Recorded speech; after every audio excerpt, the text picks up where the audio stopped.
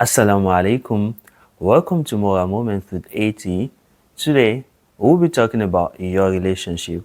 Now, have you ever thought about your relationship like this? Your relationship with Almighty Allah and your relationship with every other creatures, including humans. So before making this video, I did a kind of survey, like a kind of research. Your relationship with Almighty Allah and your relationship with people, which one do you pay more attention to? And I know the result is not gonna surprise you because 90% of people said, of course, their relationship with Almighty Allah, and less than 10% of people said it's their relationship with people. The purpose of the question was never to judge someone, or to say this is what you're supposed to do or what you're not supposed to do. That means it's a kind of question or survey that do not have right and wrong. In this session, we'll be talking about the following. We'll be answering the following questions. Number one, what is the difference between your relationship with Allah and your relationship with every other person? Secondly, we'll be talking about how will your relationship with every other person be evaluated on the Day of Judgment. And thirdly, we'll be talking about, will Almighty Allah forgive you for the sins committed against other person or not on the Day of Judgment? And lastly, are you rich or poor? This is interesting. You want to watch the video to the end to know the link between these questions and to see our evidence-based approach in tackling these questions. Your relationship can be classified into two: a relationship between you, who is a creature, and Almighty Allah, and your relationship between other creatures. This includes human, animals, your environment, and every other thing that Almighty Allah created. Now, on the Day of Judgment, you'll be evaluated based on these two aspects: how you interact with Almighty Allah and how you interact with every other person. That's the relationship that have direct connection or direct contact with Almighty Allah without any intermediary, and that's of people which you need to interact with people. Now, this classification of relationship is a differentiation factor between the life of a believer and the life of a non-believer, because a believer believes in interacting with Almighty Allah by some actions like praying, by fasting. You have direct interaction with Almighty Allah. You don't need any other intermediary. It's just you and Allah. And then the same thing goes for every other action that you need also. The parts of your life that you need to interact with other people, it's not done between you and Allah directly. It's between you and people. You exchange with people, you interact with other people or other creatures. That's also a necessity to live a life. But a non-believer only believe in interacting with other people because they do not believe that Almighty Allah exists, for instance. Now, every time there's a relationship, there are expectations. Now, firstly, we'll be looking at the characteristics of these two different kinds of relationship. Relationship with Almighty Allah, it has the following characteristic. It is often action and inaction based. That is, you have some actions where Almighty Allah expects you or commands you to do, and some actions He commands you not to do. It is often instruction based. What do we mean by instruction based? It says that, okay, this is the way you are expected to do something, and this is the way you are not expected to do that thing. Almighty Allah always expects you to try your best. That is, it reflects the equity of Islam. And that is why at times some people, prayer, which is compulsory upon every believer, some people are not expected to pray at a certain time in the month, like a menstruating woman. And the same thing goes for, you are supposed to stand while praying, but if you're so sick that you cannot stand while praying, you can just sit down and pray, or you can lie down and pray. So that's what we mean by equity. When it comes to the action, it's often evaluated based on why. That is, it reflects your sincerity. This is why it reflects your sincerity. By that, it shows that this is your ikhlas before, this is your niyyah, this is your intention before committing these actions. Are you doing it to please Almighty Allah, or are you doing it for any other reason? So this, you get points and you get more reward based on how strong your intention is and how intense your sincerity is. Then lastly, it also shows how are you doing it? Are you doing it the way the Prophet ﷺ has taught you to do it, or you inventing new things? Take for instance, someone who decide to pray 7 times a day as an obligatory prayer instead of 5. So that's an invention, that's an innovation into the religion.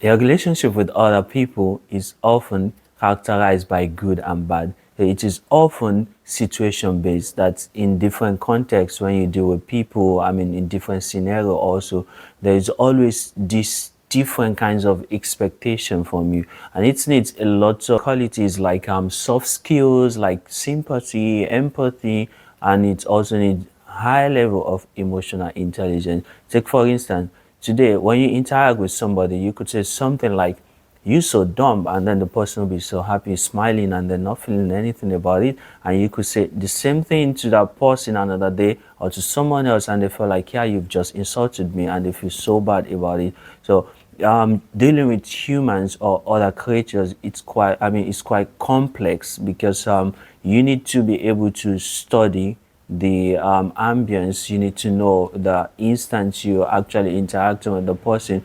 It's honestly feeling based.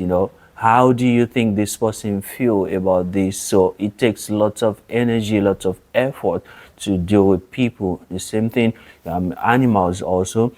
I mean, you could be scared of cats, or you could not understand some kind of animals to interact with them. Whereas you see some people else, I mean, the way they interact with these sets of animals, you're so surprised, like, can I do this? Is this even possible? It's quite different. The expectations from I mean of other creatures and the expectations of Almighty Allah. So with people, at times you put efforts, but then they do not recognize the effort. Sometimes you just need to really, really know how to study and how to understand their feeling at different time and different instances. If our relationship with people has been characterized to be this sensitive, then it is important to understand how this relationship will be evaluated on the day of judgment, and also will Almighty Allah interfere when we wrong people, because when we don't meet this expectation as expected of us when we deal with people, what would Almighty Allah do? How would Almighty Allah in His justice and with His wisdom, how is He gonna deal with this kind of situation? So to understand this, the Prophet ﷺ gave us a peep into the future. He told us about something that's gonna happen on the day of judgment. I'm gonna walk you through this hadith of the Prophet ﷺ. The Prophet ﷺ was seated with his Sahabas, with his companions one day, and he said to them, "Atadaruna man al-muflis." Do you know who is a pauper? That's who is a wretched person. And then literally speaking, the Sahabas, they were like, "Yeah, al-muflis, fina man la dirham lahu wa la mata'." And they said, Al-Muflis, the wretched person is the person who do not have enough money, who do not have enough source to make a living of, resources to make a living of. And the Prophet ﷺ told them that, إن المفلس من أمتي من يأتي يوم القيامة بصلاة وصيام وزكاة ويأتي قد شتم هذا وقذف هذا وأكل مال هذا وسفك دم هذا وضرب هذا فيعطى هذا من حسناته وهذا من حسناته فإن فنيت حسناته قبل أن يقضي ما عليه أخذ من خطاياهم فطرحت عليه ثم طرح في النار. This is a authentic hadith. The Prophet ﷺ gave a scenario. This is something that's going to happen on the day of judgment. May Allah save us from the punishment on the day of judgment.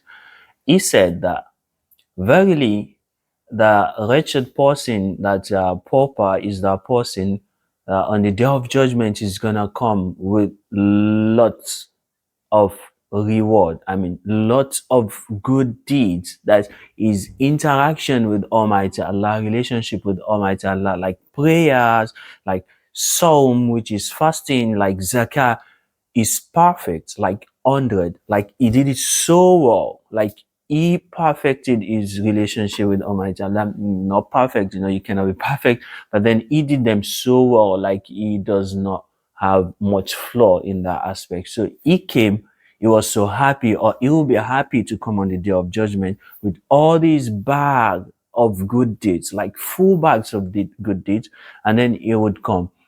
But then when it comes to his relationship with people, he has abused people. Called Shatamahada, he abused people, insulted people, done so many bad, made them feel bad by his words, with his lisan, with his tongue. He has done bad to them by in this aspect. Qadha Fahada, he has slandered people. Qadha Fuyani, he said so many things about people that are not true. You never saw someone like these are instances of someone where you see someone doing something like someone have money, you just say he stole the money. You say no, he just fornicated. You're not sure about all these things. You did this is a capital offense in Islam also. And the third thing he did also akala mala hada. He cheated people that he consumed the money that do not belongs to him unlawfully. He consumed people's rights, like their money. Maybe they had an agreement and then he siphoned the money, or fraudulent actions that he did to them. So many other things. He wronged them by taking the right, that's possession, what belongs to others. He took it as his own, and then he deprived them of this. And this other person also is a person that came with a lot of bloodshed in his hands. He is either an accomplice to bloodshed, I mean, making people suffer somewhere in the world, or he also maybe killed someone, or he shed someone's blood, or he supported it one way or the other. And the last set of person is that person that he beat somebody. So you beat somebody unlawfully. Maybe you have an authority, and then you believe that you abuse your authority upon people. And according to scholars, this is not the end of it, because this is just scenario based. It could be any kind of actions you commit against someone, which would put the person into bad position, or which would define that you've done bad to this person. What we should note is that his interactions or his relationship with Almighty Allah is top, is so good, nickel.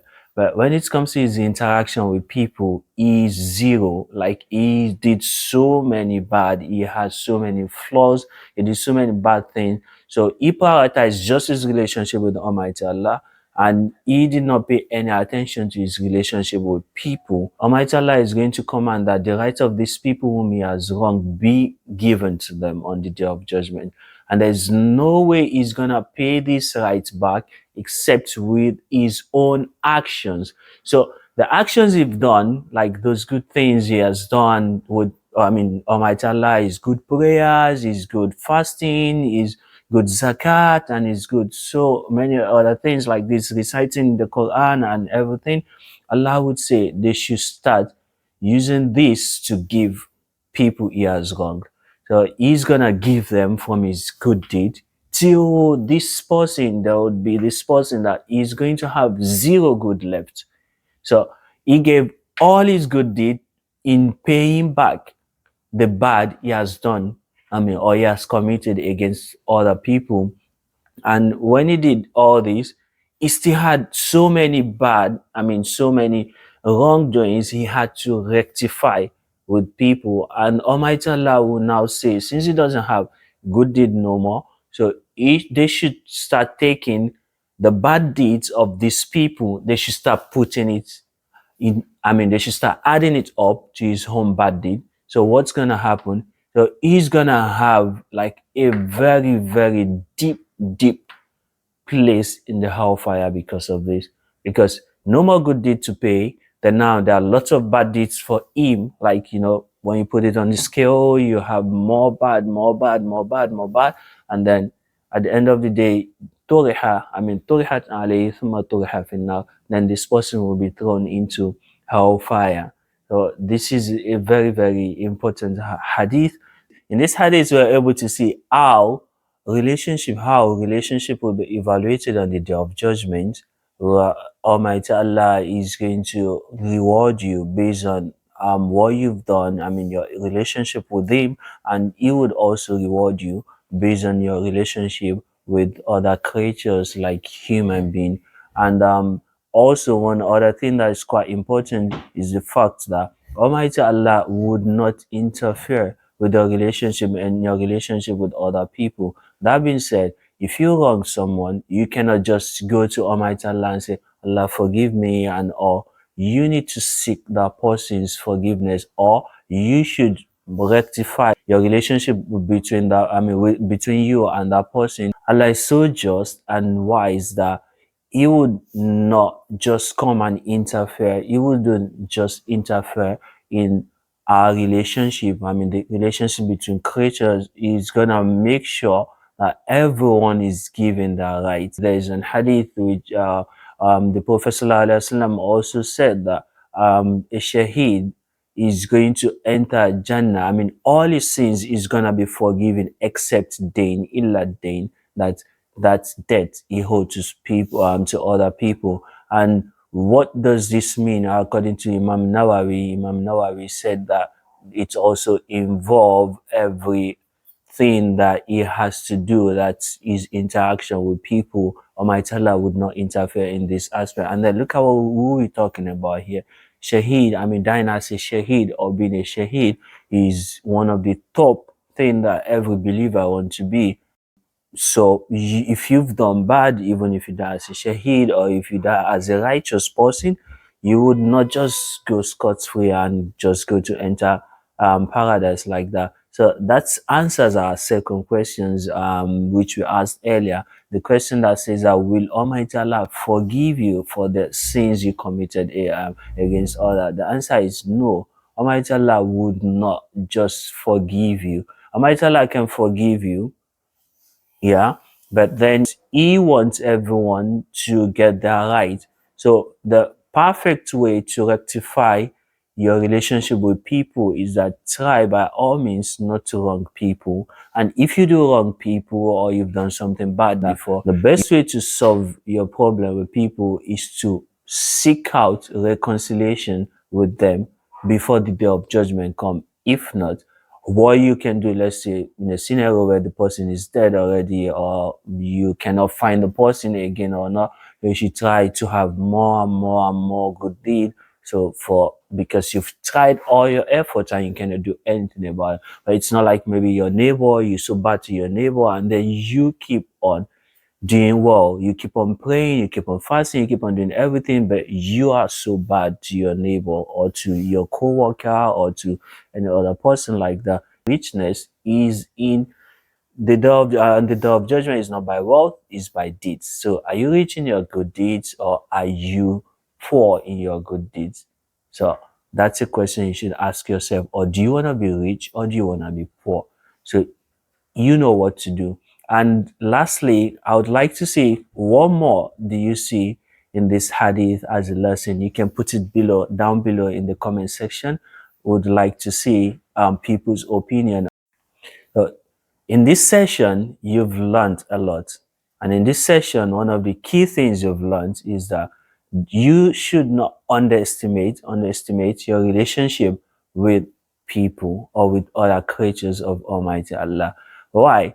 Because Almighty Allah subhanahu wa ta'ala is overly merciful. Almighty Allah is so kind and merciful that in his actions, Almighty Allah can decide to forgive you of your bad deeds based on a particular good deed that you do not even know.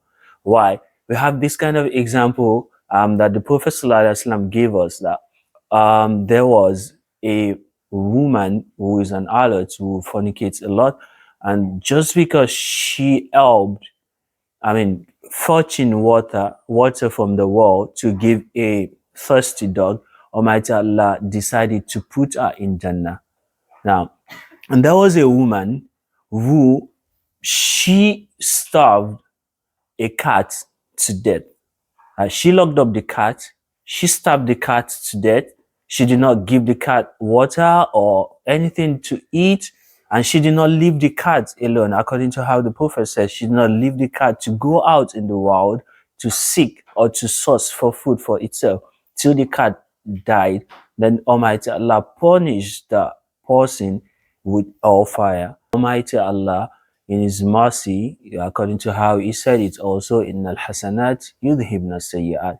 So verily, good deeds always drive away bad deed. That good deed can sweep away or can erase bad deed. So at times you do some things, Almighty Allah, so many other instances that the Prophet ﷺ has given us. It's like if you fast sit to Shawwal, if you fast the Ashura, so many things like that. There's so many opportunities for us as believers. But what Almighty Allah left is your relationship. So you should take it as important as your relationship to Almighty Allah. And you should take it sensitively because it's a sensitive aspect of our relationship, which on the day of judgment is gonna be very, very crucial in as a deciding factor. You have to solve your problem with people. And the best way you do that is always seek people's forgiveness. Always try that you do good to people, you do not do bad to them.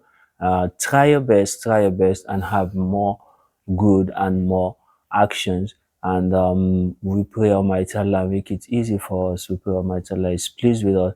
So watch out for people.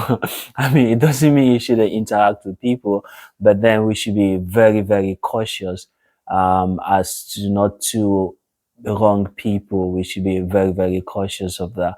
And like in the previous session, in our first video, we talked about how akhlaq, which also is our interaction with people, our behavior is gonna be what's going to count most for people on the day of judgment. So with this, we say Subhanakallahumma bihamdik, nashhadu an la ilaha illa anta, nastaghfiruka wa natubu ilayk. So comment down in the section below, in the comment section below, to tell us what more do you relate with in this video and what you look forward to knowing more from our next video, and what are the other lessons you got from this session in overall. And then stay tuned and I'll see you next time. Bye. Assalamu alaikum.